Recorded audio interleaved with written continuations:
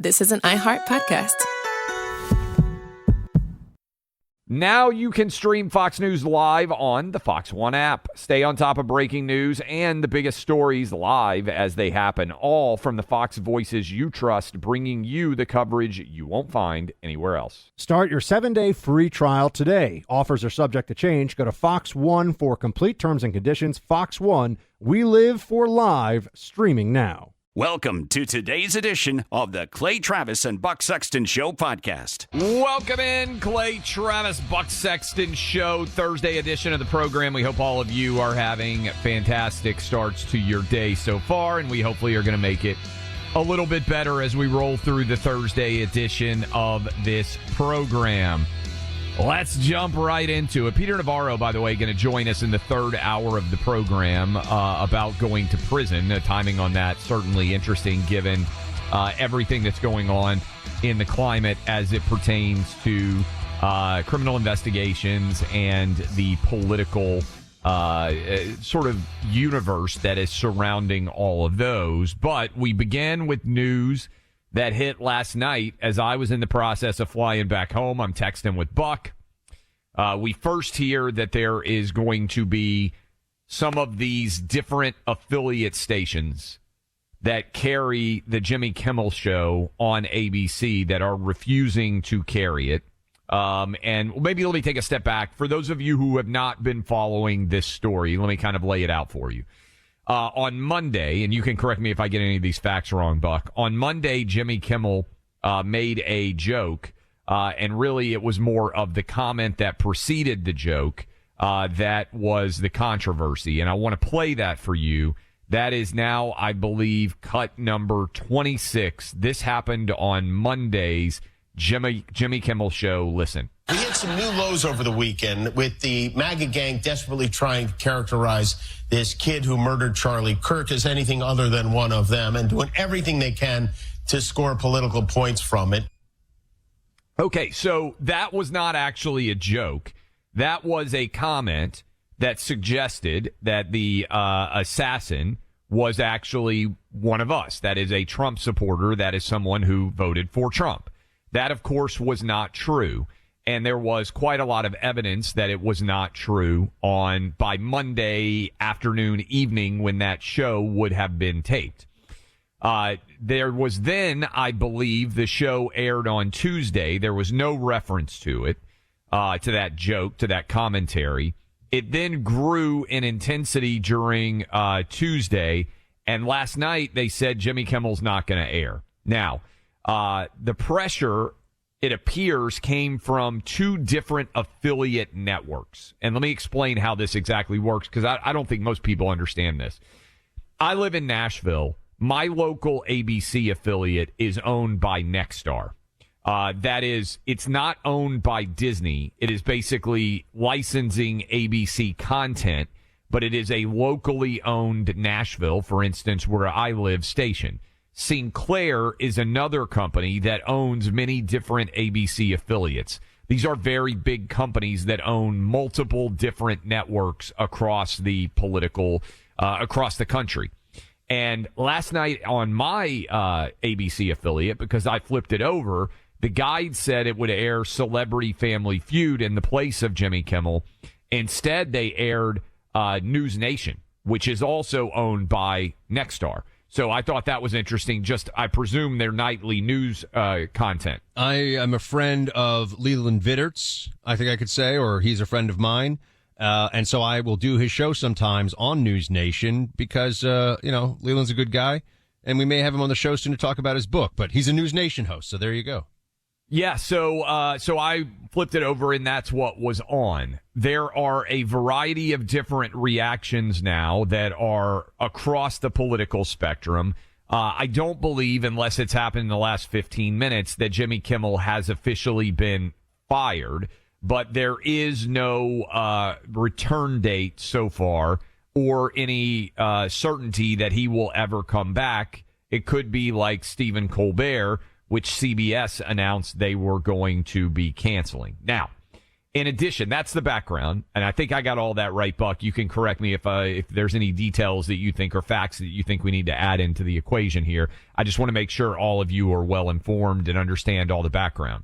The commissioner of the FCC, Brendan Carr, who we have had on the program quite often, weighed in yesterday about the fact that the broadcast licenses, that is ABC, CBS, NBC, are actually just that. They're licenses, and they are required to try and be down the middle of the road when it comes to their news telecasts, when it comes to their broadcast overall. In other words, because that is government spectrum, unlike cable, which can be as partisan as theoretically it wants to a large extent, your broadcast networks, ABC, CBS, and NBC, are being given the ability to broadcast on publicly owned spectrum, and as a part of that, they have obligations of fairness.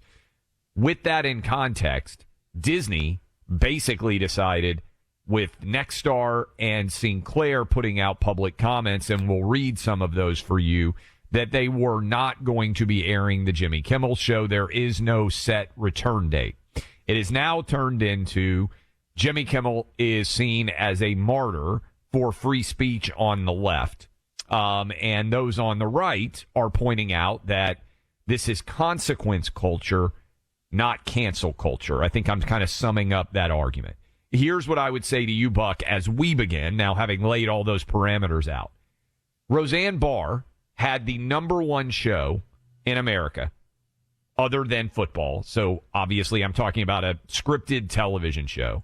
More people were watching the Roseanne show, whatever it was called.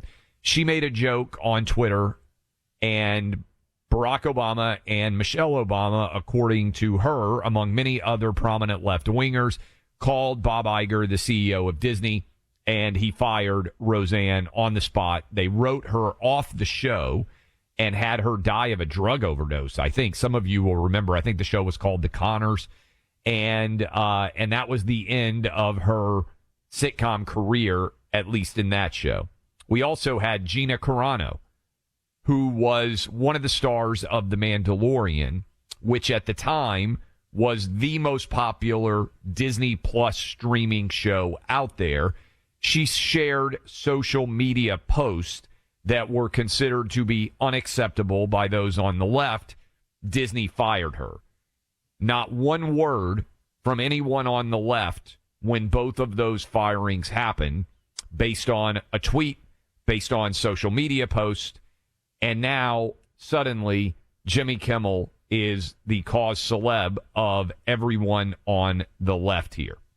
So I would point out that when you create a culture where someone can be fired when they say something that is considered offensive, you have created the standards by which your own stars can also be fired. And to me, if you didn't say a word about Roseanne and you didn't say a word about Gina Carano, I don't understand how you think you have the moral high horse or legitimacy to suddenly ride in and say, oh my goodness, look at what they're doing to Jimmy Kimmel. So that's my take, Buck. What's your thoughts? We've got a couple minutes here, so I'll give you a quick. I knew you were fired up. I'll give you a quick and dirty, Clay, because I think you're going to want to dive into this one too. All of those cases, all of those instances are very important lead up and context to understand why so many people on the right feel the way they do right now, which is the funniest thing that has involved Jimmy Kimmel in a long time is him getting yanked off the air. Okay. Like, I think this is hilarious. I have no sympathy for him at all. He's not a First Amendment martyr. And you established much of why that is. I would add to it, though, where were all of these people right now? And we'll play some of their voices, like Brian Stelter's like, oh my gosh, it's DEFCON 1. Yes. It's DEFCON 1 for free speech. Man, that guy needs some chalk. But, you know, they're trying to make this big case about how this is a violation of the First Amendment. Well, where were they during COVID when people like you and me were having social media platforms shut us down, penalize us, demonetize us, and all the rest at government direction? The government was directing them to do this. The government was singling out. We could have Alex Berenson on. His Yes. hair would be on fire talking about this. The government was by name. Biden's administration was by account saying, silence this person, take them off. And remember, a lot of people make, their living by being able to share their thoughts on social media, tell people about their content, their Substack, their podcast, whatever it is. So there's clear monetary damage. And I saw you tweet about this, Clay. The Supreme Court in June of 2024, 6-3, got this one terribly 100% wrong. Totally wrong. Roberts and Amy Coney Barrett completely screwed this one up because they didn't want to get all rough with the Biden administration. Oh, no. And they essentially said that there was, and this is a very brief overview from when I did a quick scan of it again this morning, the case. But essentially, they said that what was it, Missouri, I think, was one of them that brought the case, lacked standing, couldn't prove that there would be future instances of this kind of censorship, couldn't prove that the government urging necessarily resulted in the suppression, and basically just washed their hands of it. Yes. Now, I think they got it wrong, but Clay, that's the law of the land. The Supreme Court said, unless you can prove the government took an action the private company took an action because of a government action itself, the government just saying something to a private company is not enough on its own for you to be able to claim some big First Amendment infringement. So these are the rules. Deal with it, libs. Deal with it. Yeah, and that, by the way, Supreme Court decision is wrong, in my opinion, because the most important I would say, of many important aspects of the First Amendment, and I'm synthesizing and simplifying here, is the government can't ask a private actor to do what it could not do, because otherwise there is no purpose of the government restriction. So the government can't say to a private company, hey, go censor that guy or that gal, because the government itself could not do it. That's basically all they did with social media. They went to Facebook and they threatened Facebook and they threatened social media companies. If you don't either censor or take down these comments or restrict their sharing, there will be consequences for your business. They even said it publicly. And the Supreme Court said 6-3, that's okay.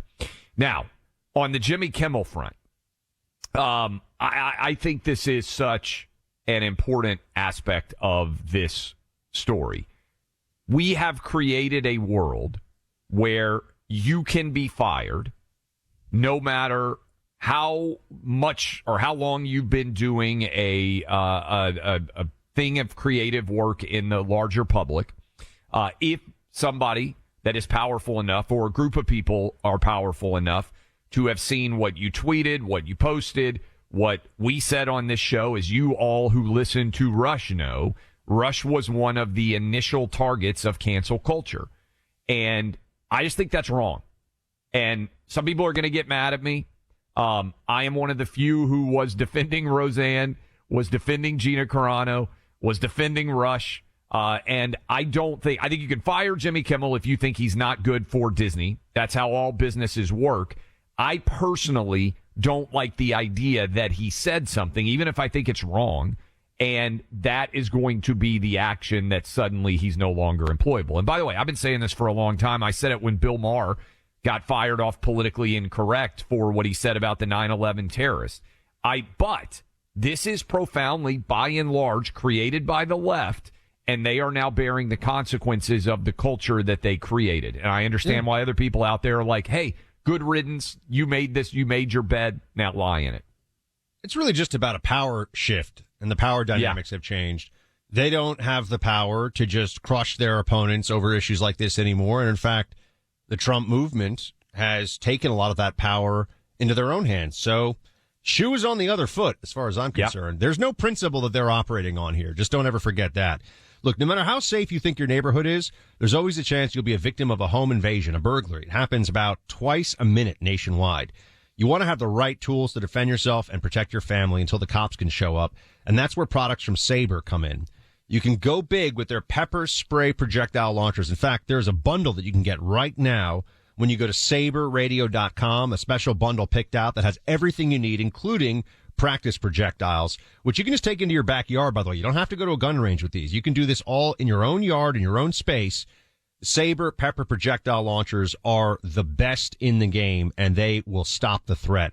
Plus, for just keeping your pocket pepper sprays and pepper gels, Saber's the #1 pepper spray brand trusted by law enforcement. This is a company that Clay and I both trust to protect our families with the best non-lethal self-protection tools out there. Look, as you know, I'm a force escalation guy.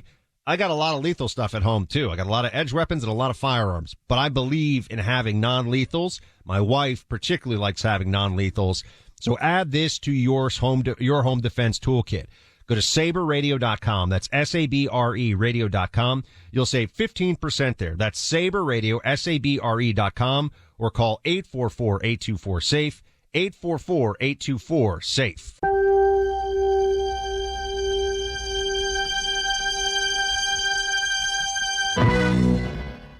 Now you can stream Fox News live on the Fox One app. Stay on top of breaking news and the biggest stories live as they happen, all from the Fox voices you trust, bringing you the coverage you won't find anywhere else. Start your 7-day free trial today. Offers are subject to change. Go to Fox One for complete terms and conditions. Fox One, we live for live, streaming now. We are joined now by our friend Eric Trump. He is, of course, one of President Trump's sons, a guy I've known since we were both in grade school, and he's doing amazing things running the Trump Organization, as you all know. He's also got a new book out, Under Siege, My Family's Fight to Save Our Nation, and a portion of the proceeds will go to Turning Point USA to help continue Charlie Kirk's mission. Eric, thanks for making the time for us.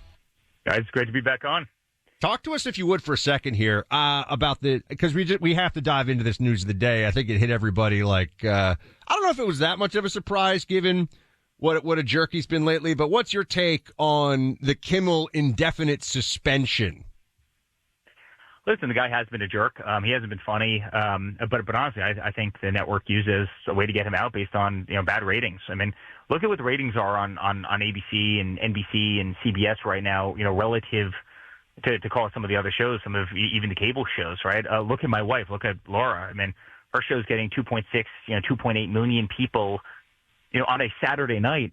And you look at CNN during the week, and if they can pull 500,000, 600,000, 700,000 people, it's like, they're doing great for themselves, right? So it clearly shows that the content is not working.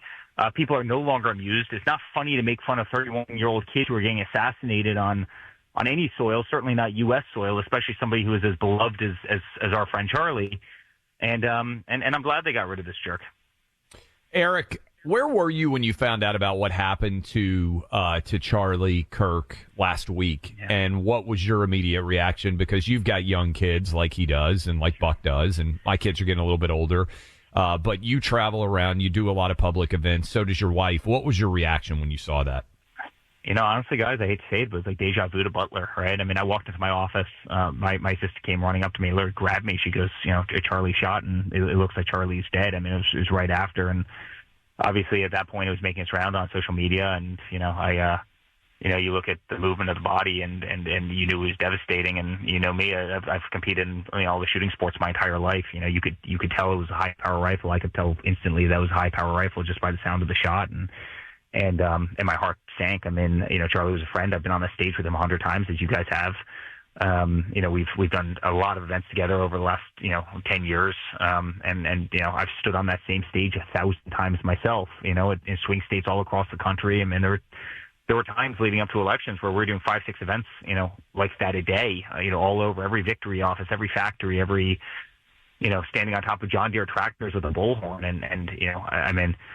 My heart sunk. A young guy who created one of the greatest political movements in this country, who changed the entire youth vote in the United States. And, they thought they could get rid of some guy's voice by using a bullet to expunge somebody's life. And honestly, when you look at, 1.4 million people march across London, when you see Pretoria, South Africa, and marches in honor of Charlie, when you see churches full all across the country in the days that follow, they only cemented his legacy. They didn't expunge his legacy. They cemented his legacy. And, and Charlie lives on. And, we can never leave that stage, guys. I will never, ever, ever get off that stage. And I think he was a great inspiration for all. Well, he is. And certainly your father continues to be. And that moment you mentioned Butler, where fortunately a very different outcome there for that day with respect to your father, and that he was able to pump his fist in the air and tell everyone to continue to fight.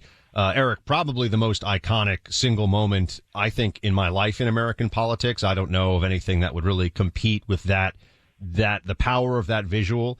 And I know in your book, Under Siege, My Family's Fight to Save Our Nation, you get into a lot of this. One of the good things, though, is that this is the greatest political comeback and really the most inspiring, I think, story of overcoming a lot of the forces of darkness in this country just by telling your family's story and telling about what you, your brother, your sister, your dad, what you've all been through. Yeah. So, guys, I started working on this 3 years ago, and I was the guy. I ran the whole company, so everything outside of Washington, D.C. and the family really fell on my shoulders. And, all of a sudden it was impeachment 1, it was impeachment 2, it was the Russia hoax, it was a dirty dossier. I was getting calls from the FBI. I hear you have secret servers in the basement of Trump Tower, communicating directly with the Kremlin. It was obviously a total sham.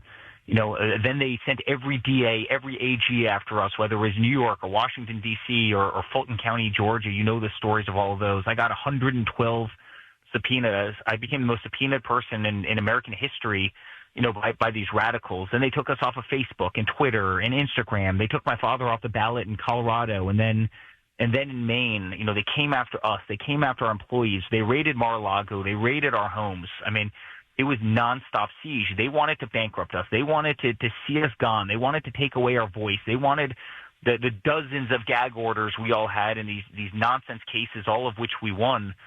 And the vast majority of them fell on my shoulders because, again, they came after the company based on the fact that my father had constitutional protections. And, and we beat these guys. We beat them back at every single instance. And so I started writing this book, Under Siege, because that's what they wanted to do. And then, I had my 2 kids on my lap when Butler came around and, watched my father's head almost get blown off while having a 5- and 7-year-old sitting on my lap, 4- and 6-year-old actually at that time sitting on my lap. I mean, in high definition TV. And, and then obviously I saw them trying to do it again in West Palm at the golf course. And then I saw what happened to Charlie. And that's what they wanted, guys. They wanted our voices gone. They wanted our movement gone. They wanted my father gone. They wanted me off that stage. They wanted Don off that stage. They sure as hell don't like you guys for everything you stand for and how principled the two of you guys have been.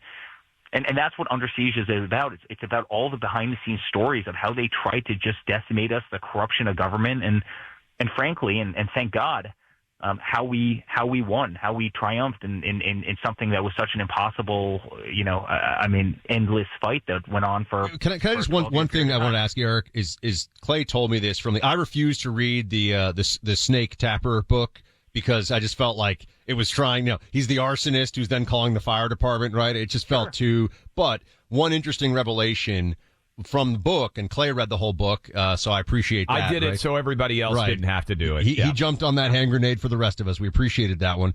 But that Biden was behind closed doors, constantly with glee in his eyes, talking about how your dad was going to go to prison. Does that surprise you at all? Like, did you think that there was still some sense of fair play in that Biden White House, but then when that came out, or did you know that was that really the whole time they wanted to lock your dad in a cell? Guys, I was the one when they raided Mar-a-Lago who's shouting on TV at night, you think the FBI raided Mar-a-Lago without the explicit permission of the President of the United States? Like, give me a freaking break.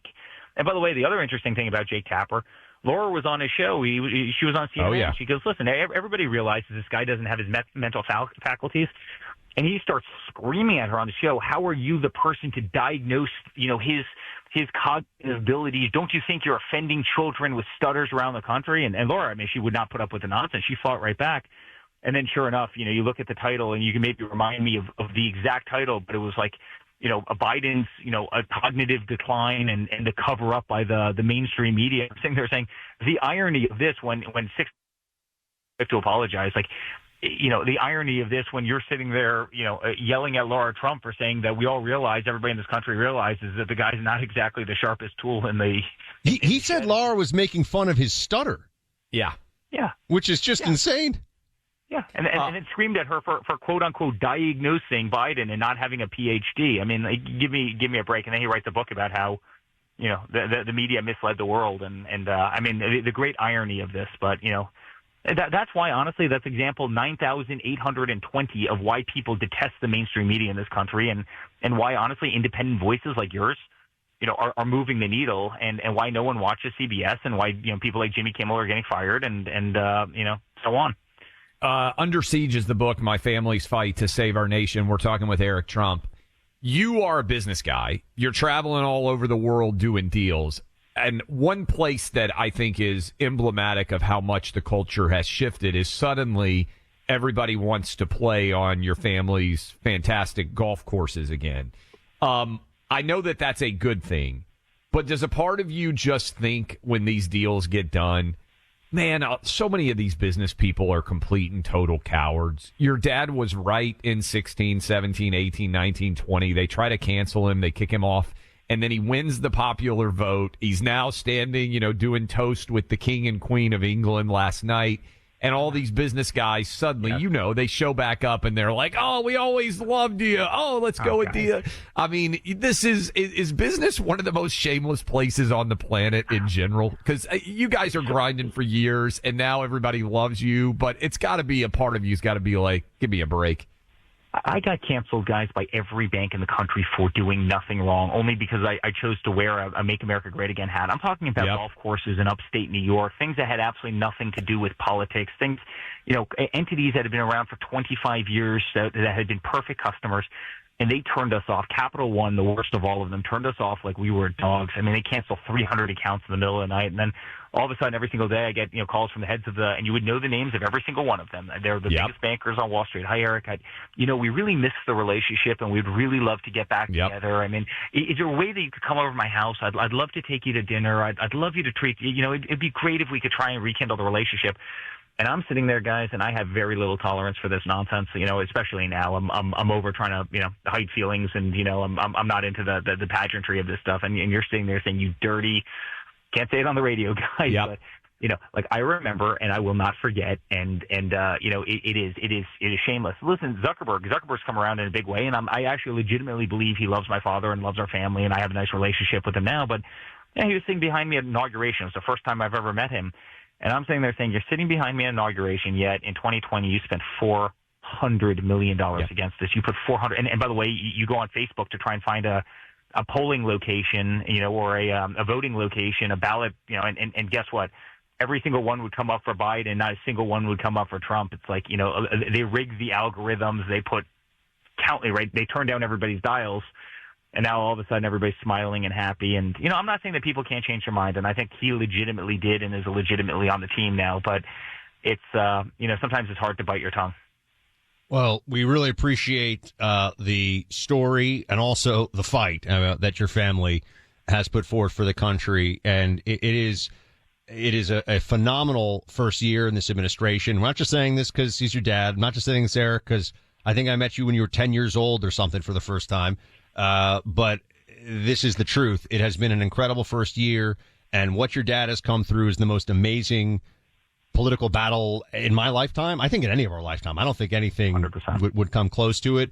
And the fact that you're giving a portion of the proceeds of the book to Turning Point to continue on with Charlie's legacy, I think just speaks to how much you care about, your friend Charlie, his family, and also the mission that he left behind. So the book is Under Siege, My Family's Fight to Save Our Nation. Go get your copies. Eric, welcome anytime, my friend. Please come back soon. Thanks, guys. That's Eric Trump. Buck, when we come back, we'll react to that a little bit more. Prize picks. I'm actually going to make the pick this week because I wasn't sure about my travel schedule, so you don't have to worry about Buck panic trying to read George Pickles or try to read. You better have a Saquon pick for me today, though. Is all I'm telling you. Okay. I am going to give the pick at the end of the third hour, so I will text it to you, Buck, and you can hop on because you're going to be traveling back to Miami, I think. But Prize Picks, you can go get hooked up right now. NFL action, college football action, all back underway. Use my name Clay right now. You play $5, you get $50. You can play in California. You can play in Texas. You can play in Georgia, 40-plus states. If you're feeling left out, all you have to do is go to prizepicks.com, use my name Clay. That's prizepicks.com, my name Clay, to get hooked up today. and you will have some fun, and I will have a pick for you in the next hour for the week, and we'll see if we can make it 2 out of 3 weeks to get everything done. Load up the phone lines, by the way, 800-282-2882. You can also hit those talkbacks. We'll play some of those as we continue to roll. That's prizepicks.com, code CLAY. $50 when you play $5. Go do it. prizepicks.com, code CLAY.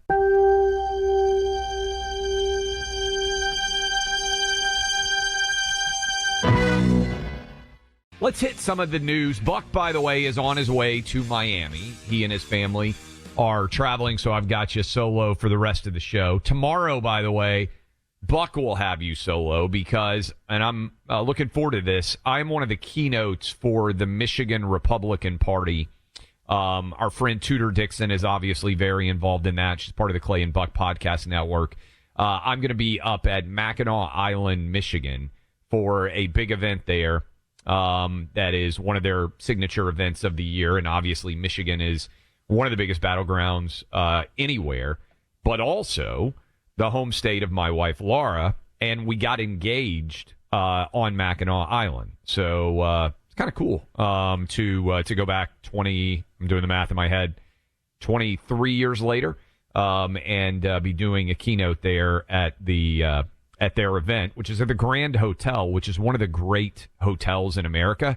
And I could barely afford a hotel room there for one night when we got engaged 23 years ago, and now going back to help keynote one of the big events for the Michigan Republican Party. So very cool. And I am looking forward to doing that. And I imagine that some of you that are listening right now will be a part of that event going on there, which they do on an annual basis. And is a very cool place to be doing that event. If you've never been before, I would have no idea. I've said this before, and people always say, "Hey, shut up! You're giving away a secret."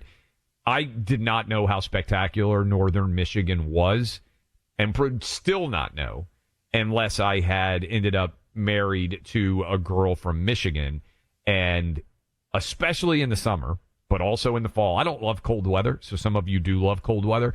But for basically every time but the winter, one of the greatest places in the country. And in the summer, just absolutely spectacular up there. And you guys may remember I did the show for a while from Traverse City this summer.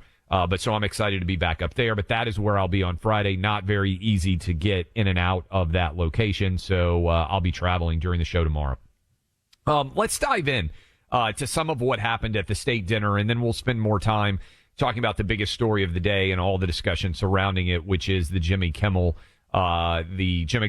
effectively being suspended, although I think it's going to end in a firing. Here is last night's state dinner. Some of you probably saw some of the video highlights yesterday afternoon, evening, saying that we must continue to stand for the values and people of the English-speaking world. Cut 22. I thought this was particularly well said by Trump. Listen. The bond of kinship and identity between America and the United Kingdom is priceless and eternal. It's irreplaceable and unbreakable. And we are, as a country, as you know, doing unbelievably well. We had a very sick country 1 year ago, and today, I believe we're the hottest country anywhere in the world. In fact, nobody's even questioning it, but we owe so much of that to you and the footing that you gave us when we started. Together, we've done more good for humanity than any two countries in all of history.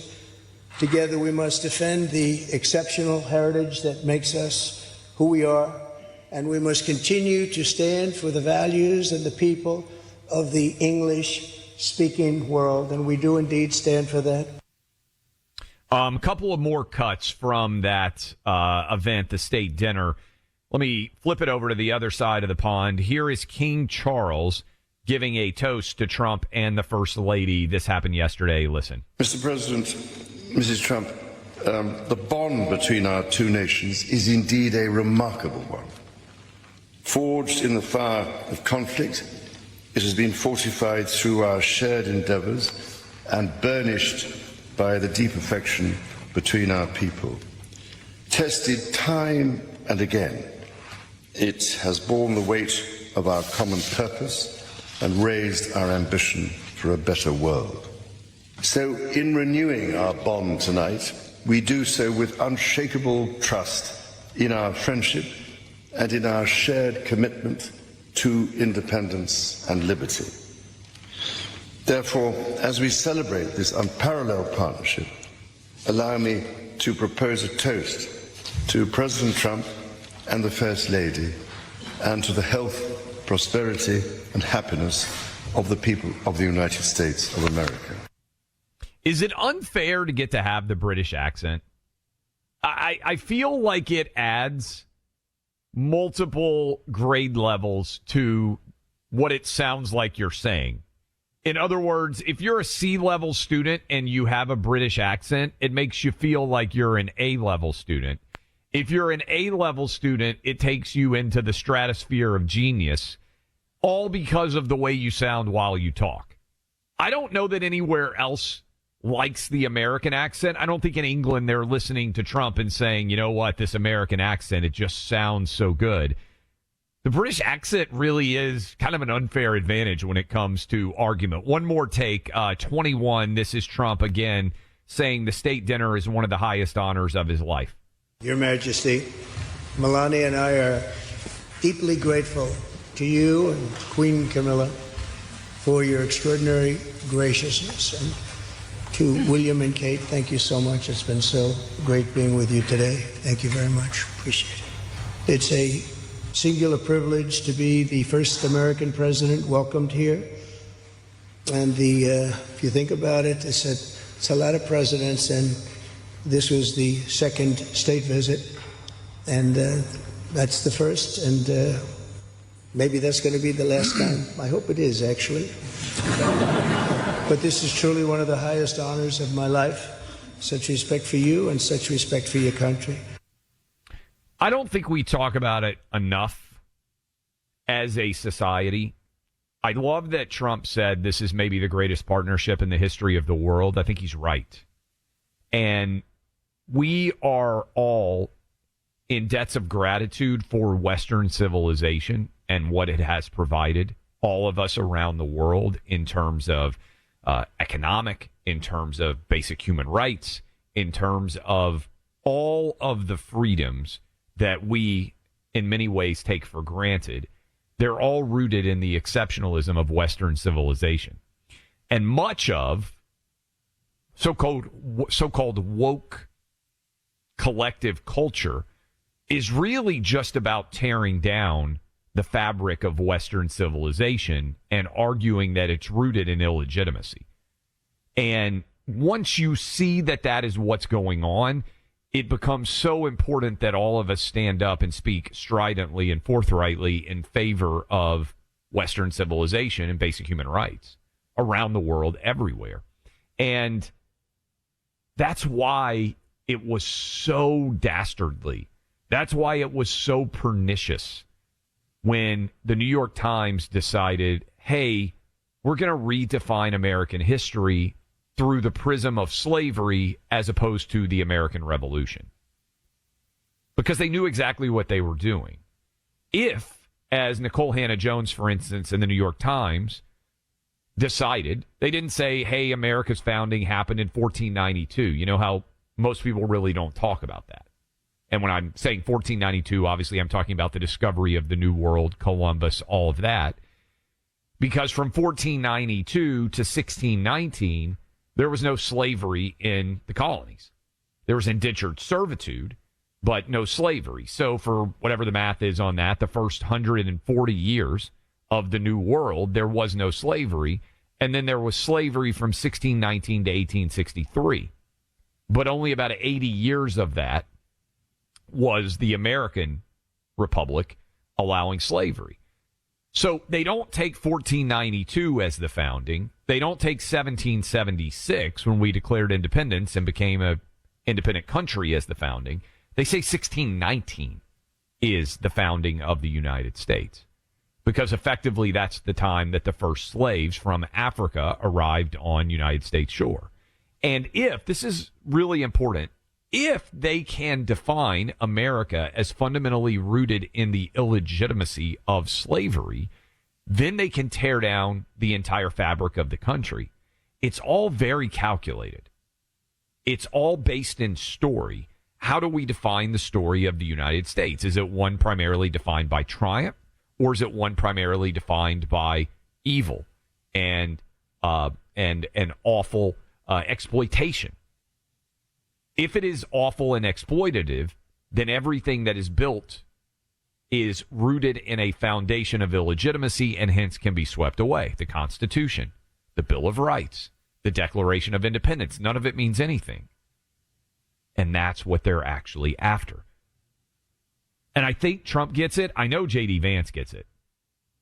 At his essence and at his core, and all of you, if you haven't really spent enough time thinking about it, spend more time thinking about it. All of this is rooted in Western civilization. And certainly Charlie Kirk got it. And in fact, if you look at that big picture and if you contemplate it, it's also rooted in religion in many ways.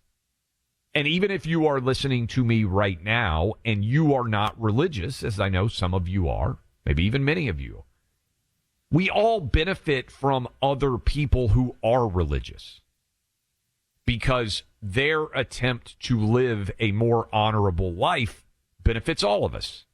You sin less. You engage in violent behavior less. You think about the larger context of your life as you're going to be judged for it, which in general leads to better life choices. And all of that is rooted in Western civilization, which I do think Trump was right in that toast. The United States and England have historically stood for more than any countries in the world, at least in recent history. Now, what does it say that many of these countries that have basked in the legitimacy of Western civilization for a very long time, Italy, England, Germany, France, many of these Western European countries are now turning their back on Western civilization. We, and this is kind of wild to think about, have actually infected them with the woke virus, and it has run rampant, I would argue, in those countries even more now than it has here, where I think Trump is acting in many ways as an inoculation against the woke virus. It hasn't happened yet in Europe. And in fact, if you go back and look at the way that the woke virus has spread all throughout Western Europe, they blamed us for bringing it to them. And yet their countries may be more susceptible to it because they don't have a Donald Trump.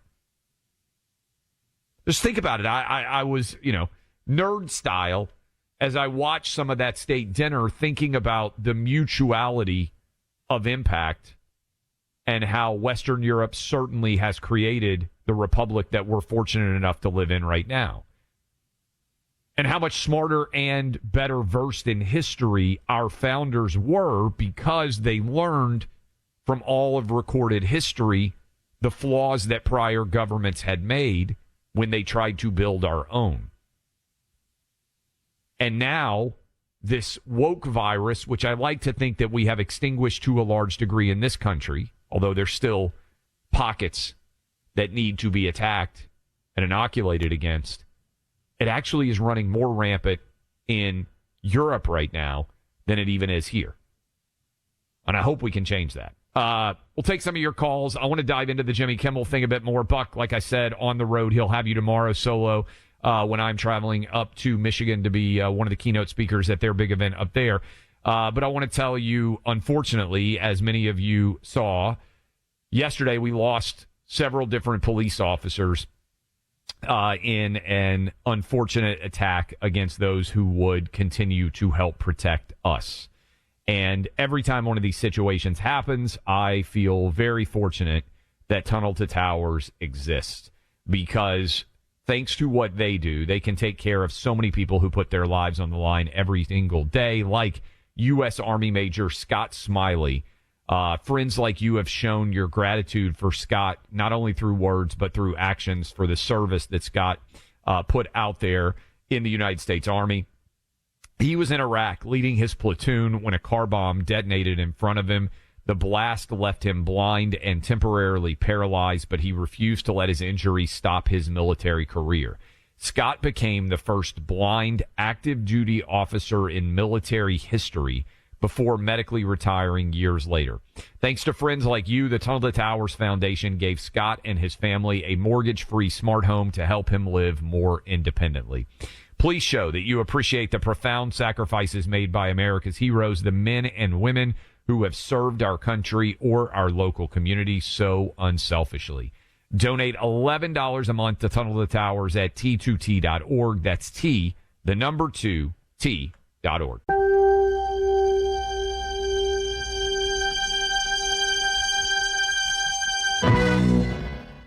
Now you can stream Fox News live on the Fox One app. Stay on top of breaking news and the biggest stories live as they happen, all from the Fox voices you trust, bringing you the coverage you won't find anywhere else. Start your 7-day free trial today. Offers are subject to change. Go to Fox One for complete terms and conditions. Fox One, we live for live, streaming now. Let's go back into the Jimmy Kimmel controversy. I've got some more thoughts, and I want to get your reactions, 800-282-2882. You can also give us talkbacks. Let's play one more time, because I know many people join the show at different times. This is what created the latest free speech controversy.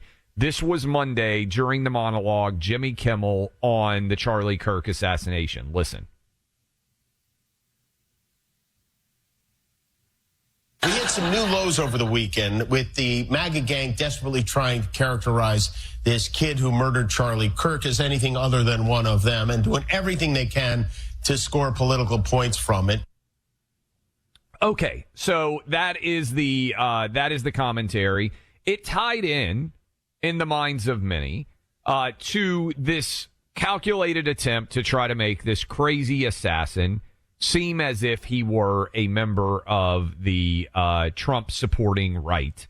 And there was a very calculated attempt to try to say, oh, the reason Charlie Kirk was assassinated was because he wasn't right-wing enough, when all of the evidence that you have all been exposed to and had shared with you, certainly on this program and in other places, clearly evinces that this was a guy who was dating a trans person, family says had gone far left-wing, wrote anti-fascist, anti-Nazi, pro-trans messages on the shell casings of his of the bullets of the weapon that he was planning to use to kill Charlie Kirk. All of these things clearly demonstrate that he was of the left and that he was motivated by a decade plus of people out there calling Donald Trump and his supporters Hitler and Nazis.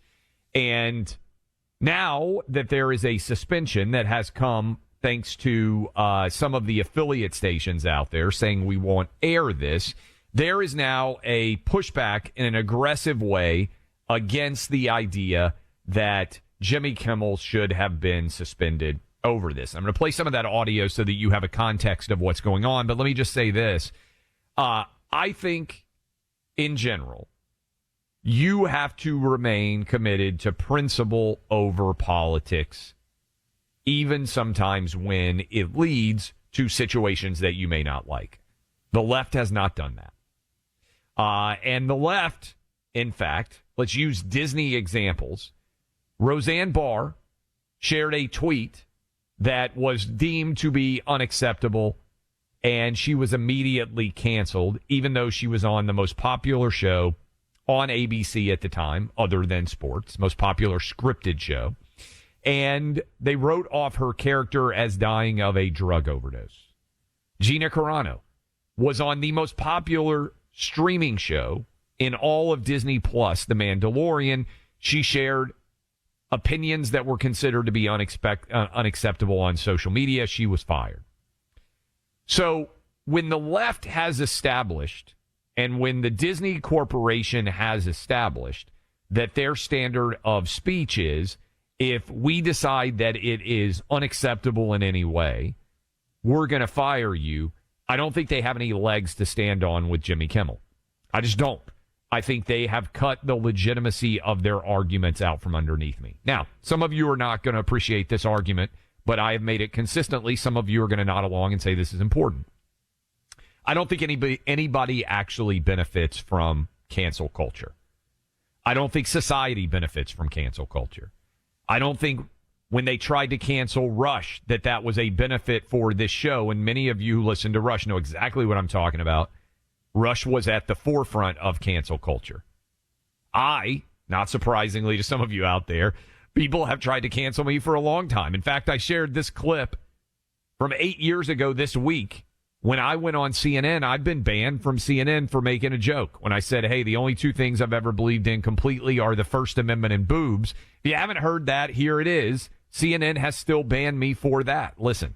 I'm a First Amendment absolutist. I believe in only two things completely, the First Amendment and boobs. And so once they made the decision that they were not going to allow a conservative, non-sports-related commentary, they couldn't do it either. Hold on. I just want to make sure I heard you correctly as a woman anchoring the show. Did you say, what did you say? You believe in the First Amendment and BWBS?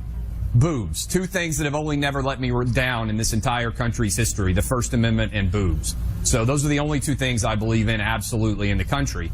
I just want to make sure I'm hearing you correctly. B-O-O-Z-E or B-O-O-B-S? Because as a woman, I'm... As in boobs. I believe completely in the First Amendment and in boobs. Those are the only two things I believe 100% in this country. And by the way, Jamel has absolutely nothing to do with her background. Why would you even say that live on national television and with a female host? I say it live on the radio all the time because it's true, and that's what I do. Because I like boobs and the First Amendment, which is exactly what I said. All right, so if you haven't seen that clip 8 years ago, that was the number one trending story in America. Brooke Baldwin wrote an editorial essentially demanding that I be fired. I was doing sports talk radio. Everybody tried to get me fired over that. Now, it's ironic, certainly, that to make a point about believing in the First Amendment, I would do it in a humorous way that would get more attention and not immediately apologize to a woman who tried to play the identity politics card live on CNN and tried to get me fired. But all of these people that claim now that they are First Amendment warriors for Jimmy Kimmel, they cheered when Roseanne Barr was fired. They cheered when Gina Carano was fired. They cheered when Tucker Carlson was taken off the air. They would cheer and do cartwheels if I or Buck were taken off the air because they aren't really committed to the First Amendment. They are committed to removing people they disagree with from the airwaves. And that's why I think the principle here matters, because the politics is constantly going to shift. I've said before, when Bill Maher got pulled off the air, ABC, on a show called Politically Incorrect for making politically incorrect comments about terrorists, I didn't think that was appropriate. Now, Bill Maher's talented enough that HBO came and they hired him, and he's probably got a way better show now than he did when he was at ABC. I give credit to the boss that Buck and I have now, and the reason that I am sitting talking to all of you, Julie Talbot, because at iHeart, they are committed to allowing people from a wide variety of perspectives to be able to talk to large audiences. There's a big difference between what you will hear on this show and what Charlemagne the God will say, or what Bobby Bones will say, or what Ryan Seacrest will say, or what Steve Harvey will say. That's good. That's how the country should be. You should be able to go out and be exposed to the largest possible collection of arguments out there and the largest possible collection of entertainers. Now, here is my take on why I don't necessarily agree with the way all this went down. I think firing someone because of something that they said on air is a form of cancel culture for sure. If you do not believe that Jimmy Kimmel's show is worthy of being on the air, just pull it. They didn't pull Stephen Colbert directly because of something he said on the air. They said he's losing $40 million a year. We don't want to be in this business anymore. I think we all of us, actually end up in a worse place when we are saying you can't make that joke. That's offensive. You can't use that word in that context.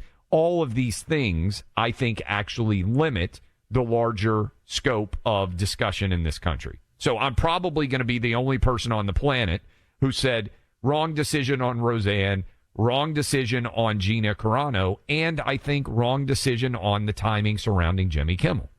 Now, I have tons of thoughts, and we've talked about it a lot on the program, about the decline of late-night television and the fact that basically all late-night television turned into left-wing propaganda where you can only make fun of one side, and as a result, they destroyed their business in the process.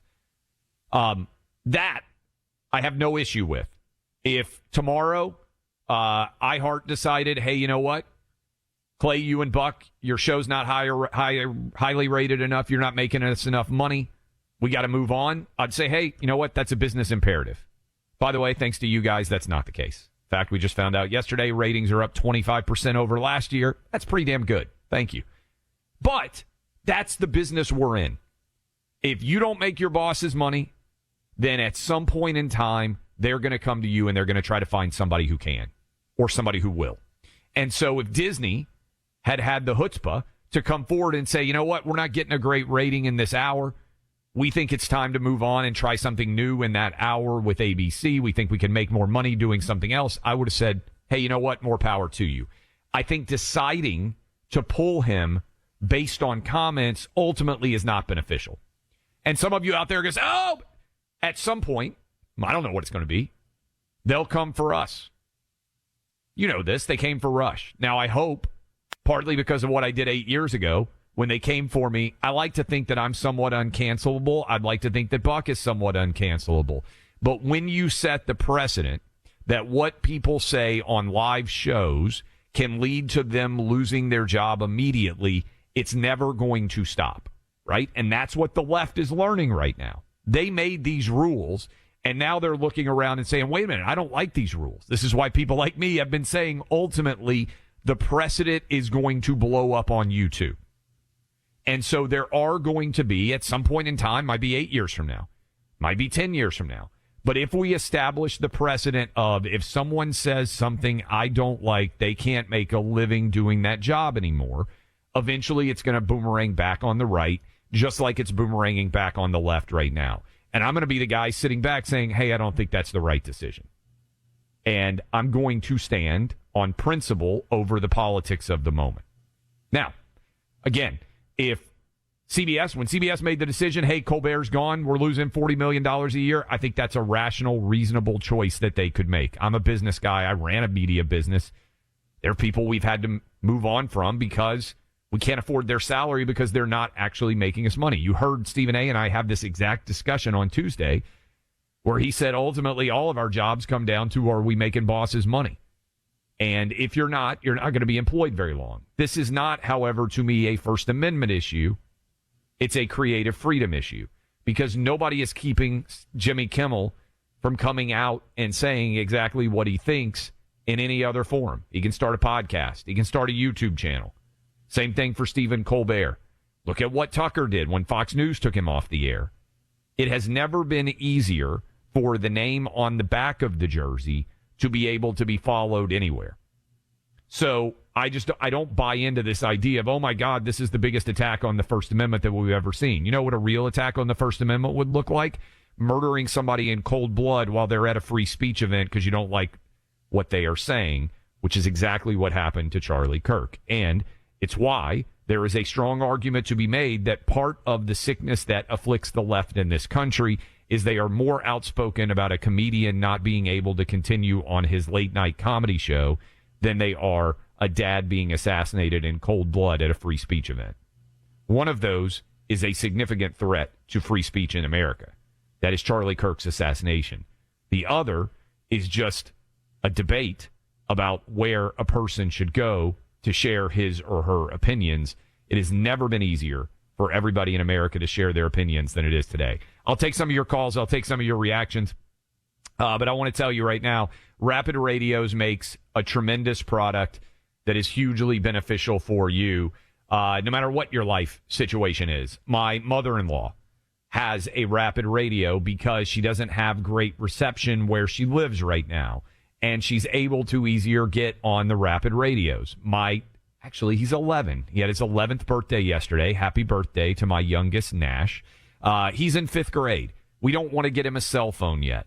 We will give him one of the rapid radios in our family household, and he can take that out to be able to run around and use in the neighborhood so we can stay in touch with him, but he can still be able to play with his friends, but he's not on the internet. He's not on social media.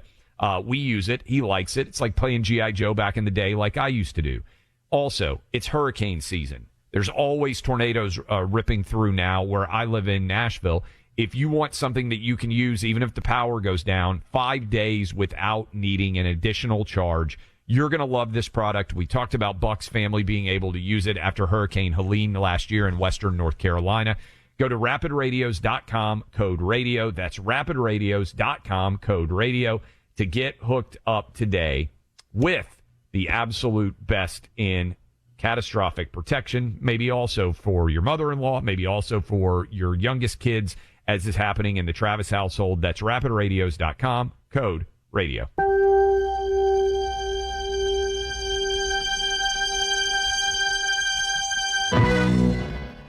This is an iHeart podcast.